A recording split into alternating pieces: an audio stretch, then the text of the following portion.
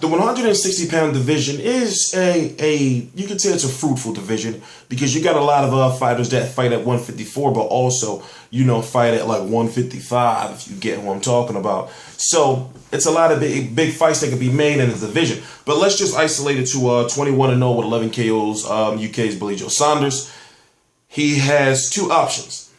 He can fight Hassan Endam for the Jermaine Taylor's vacated IBF 160-pound title, or he can continue to go about with his plan of, according to his IFL interview, fighting on the undercard of Andy Lee versus Peter Quillin for the WBO, and then fighting the winner of that in the summer. So basically what he would be doing is he's stepping aside for that fight because allegedly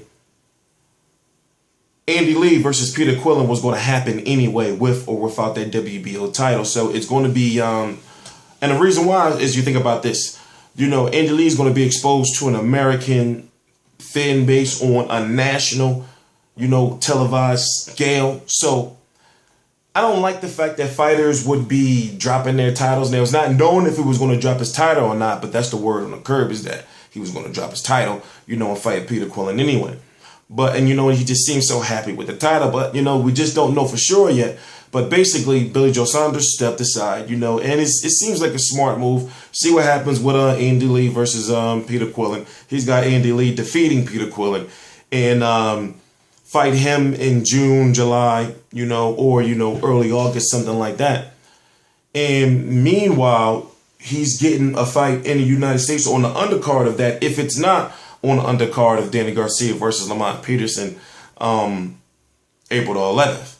So it's kind of confusing. It's kind of confusing, but let me say this. If you have one card, an NBC card with Andy Lee versus Peter Quillin, and I'm talking about Andy United States and Billy Joe Saunders versus, a well-known but not an entirely tough 160-pound guy, So I'm talking about a guy like around the level of a Soto Carras type status. I'm not saying Carras is good. I'm not saying he's not good, but I'm saying somebody along that level against Billy Joe Saunders. I think that would be a good card because I'm an American boxing fan who's aware of boxers outside of America, but over here, I'm trying to think to myself, well, would it really, really work? Now, how it benefits Billy Joe Saunders is regardless, he's getting exposure to an American fan base. And basically, it's smart because if he's going on an American trail, he wants to start getting familiar with, or he wants fans to start getting familiar with him on a global scale if he wants to be a world champion. So me personally, I would love to see him over here on an ESPN, or something like that. Because he's not a boring fighter. He's one of those fighters that, how can I put it? Mauricio Herrera-ish, but not as good as far as, punch quality. And I'm trying to figure out how to define him because he's not a guy that's going to be known to go out there and knock you out. He's one of those guys that's going to be known, or looks like he's known for having a solid chin, and he could box. He's got a lot of amateur experience. Overall, he can box, and he just don't seem like the average pushover UK fighter that Americans would think he is. So I know it sounds kind of confusing, but basically what I'm saying is he has a lot to gain if he fights over here in the United States this next fight. Now, when it comes to the WBO, now when you look at the IBF, if he fights Hassan Endam in the fight where, remember, he's only got one defeat, and that's when he literally, now listen to me, literally, he got smacked around by Peter Quillin. He's got that one defeat, but yet he is good. Now, he beat Curtis Stevens. Curtis Stevens is a very good fighter, but I got Billy Joe Saunders defeating Curtis Stevens because Curtis Stevens basically right now, at this point in his career, is a pressure fighter that doesn't know how to cut off the ring. He just keeps following you around. Now, will he fix that? We don't know. He's fighting his next fight in BKB in a fight that's built for him, basically as far as boxing style wise. And then, maybe he'll return back to professional boxing And maybe, you know, he may have learned something or two. Anyway, but you got Billy Joe Saunders, who's a boxer. You can say work rate is pretty high, but you got a guy also in Endom who moves a lot. So, you know, I'm giving it to Endom basically 60-40. You know, Billy Joe Saunders 40%. You know, chance to win. You know, that's just my personal opinion. And it's after watching, you know, some Billy Joe fights. And if you think about it, that's really not, you know, that's a hell of a chance to beat him, but that's just my personal opinion. But looking at if he goes that IBF route, now on the IBF, let me tell you who's right there for him to fight, you know, as far as rankings are concerned. Now, if he wins the title, he'll have a voluntary. So this is who's in the division right now as far as the top 5. You got, I believe it's Sam Solomon, Felix Sturm, David Lemieux.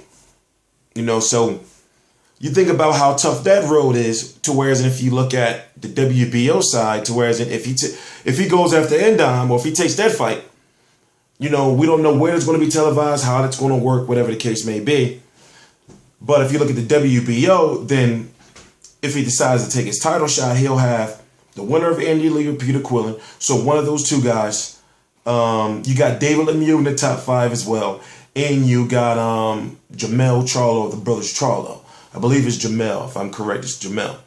You know, so if you really think about it, like the WBO, I mean the IBF way is a way that in my opinion, even though the risk right now is that you have to fight Endom and maybe lose, but if you do win, you have a little bit more control on what's going on. To whereas, and if he fights for that WBO spot, Al Heyman has his fighters set up to win titles, or if certain fighters of his vacate titles, then another guy is in line to get a title shot. So the Charlo is there, so you know the Charlo is going to get his title shot.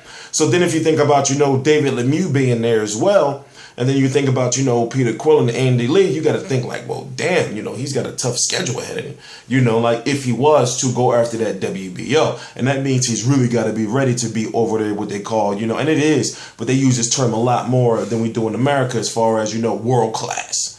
So that's just my personal opinion. I'm T-Street Controversy. This is T-Street Controversy Live. We don't know what he's going to do yet, but he seems very high on fighting on an undercard of Andy Lee versus Peter Quillin. And in my opinion, that makes perfect sense. But then I'm thinking like, well, if that's on the undercard of Danny Garcia versus Lamont Peterson, so we're going to have Danny Garcia versus Lamont Peterson. We're going to have Andy Lee versus Peter Quillin. And then we're going to have Billy Joe Saunders versus a mystery fighter. So, you know, I'm thinking like, I mean, and I believe Abner Maris is on that Danny Garcia card too, or supposed to be. So I'm thinking to myself, well, do you want to save that for, you know, like another card? And then, you know, NBC also has, they have the primetime cards, and also they have the midday cards. So basically, meaning the midday card would be something like your main events over there in the UK, but over here it will come on, you know, like in the afternoon or very early evening. So basically, it would be for us, basically, it would be promoted Peter Quillin, I mean, Andy Lee versus Peter Quillin, 6 p.m., you know, PBC on NBC. You know, and then on the undercard of that, you'll have Billy Joe Saunders versus whoever. You know, but if it's on the if it's on the card where Danny Garcia is taking on Lamont Peterson, then over there for you guys, it's going to be just like you're watching any of our other fights, where you're going to have to be staying up to about 3-4 a.m. So, you know, in my personal opinion, Billy Joe Saunders coming over here, I think it would greatly benefit. See, I just don't know. I don't know if it would benefit him being on one of those midday cards, because then his people won't have to stay up all late and crazy hours, and they can have actual parties and stuff to watch his fight. To whereas in over here, you know, I just don't know. But anyway, I'm not going to continue to ramble on T-Street Controversy. This is T-Street Controversy Live. So whoever he does pick, I believe he has until February 12th to decide if he's going to fight Hassan Endom, and that most likely will have to happen within the next 60 days. So we just don't know. Especially if he plans on fighting in July. Right now, we're in February. So, T-Street Controversy Live. Please subscribe.